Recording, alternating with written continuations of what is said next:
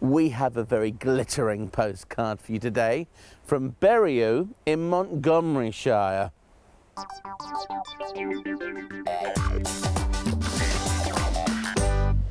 Now, you're not Andrew Logan, are you? No, I'm not. I had to ask that because this is the headquarters for the alternative Miss World, isn't it? That's not me.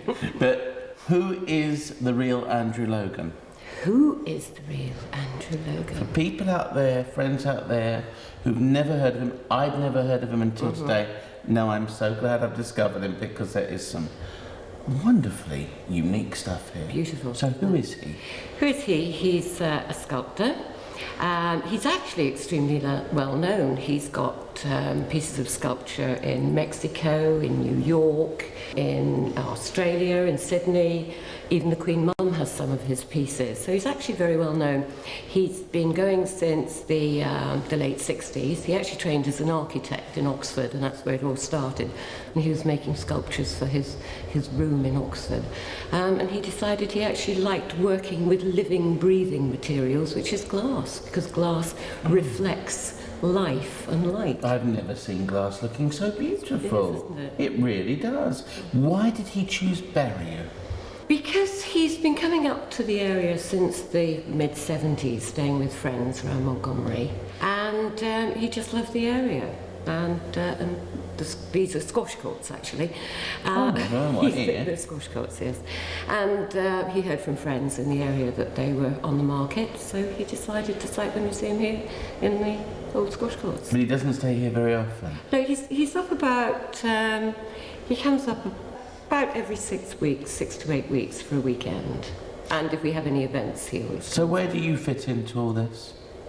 I run the museum. So I'm the director of the museum. So you actually run this. Yeah. So all of these pieces around us aren't for sale. They're examples of his work over the years. Yeah. The evolution of Logan. That's right, since the 70s. They're all from different exhibitions. So we have the pyramid, Nefertiti and various Egyptian gods, and these were from his Egypt Revisited exhibition, which was held in Clapham Common, and I think it was in 73.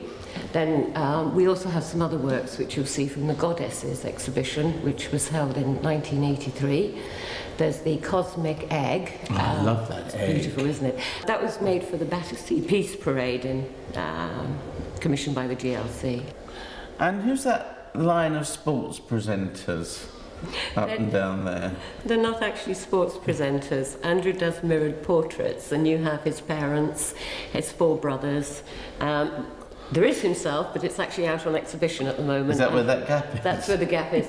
And he's also done one for his sister, Janet, and that's actually in her loo at home. I thought that was Frank Boff, you see the second one down. No, it's his father. Is it? Yeah, both his parents are in their 80s, so doing quite well. And I thought the top one was the Northern Irish goalkeeper who was around for a long time with the nice hair.